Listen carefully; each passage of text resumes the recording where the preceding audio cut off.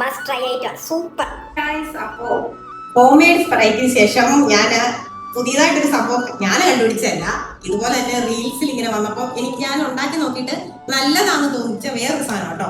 അത് ഈ ചൂടത്തൊക്കെ നമുക്ക് കുടിക്കാൻ നല്ലതായിരിക്കും. മാങ്ങാ സംഭാരം. അപ്പൊ അതിന് എന്തൊക്കെ വേണമെന്ന് കണ്ടാലോ?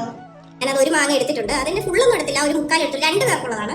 പിന്നെ വലിയൊരു നാടൻ മുളക് വീട്ടിലുണ്ടായിരുന്ന ഒരു മുളക്, 2 കുഞ്ഞുള്ളി, ചെറിയൊരു ഇഞ്ചിയുടെ പീസ്, പിന്നെ നമ്മുടെ കറിവേപ്പില.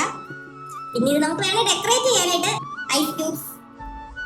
നമുക്ക് ഒരു മിക്സിയുടെ ജാറിൽ ഈ മാങ്ങയും പിന്നെ ഈ ഇഞ്ചി, ഉള്ളി, കറിവേപ്പില, പച്ചമുളക് ഇതെല്ലാം കൂടെ ചേർത്തൊന്ന് അരയ്ക്കാം. ഞാൻ അരച്ചിട്ടുണ്ട് കേട്ടോ.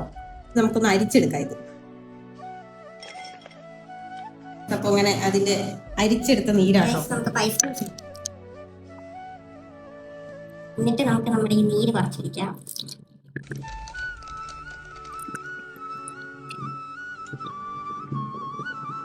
പിന്നെ ഞാൻ അരച്ചപ്പോ കുറച്ച് ഉപ്പിട്ടായിരുന്നു ഗൈസ്, അത് മറക്കരുതേ.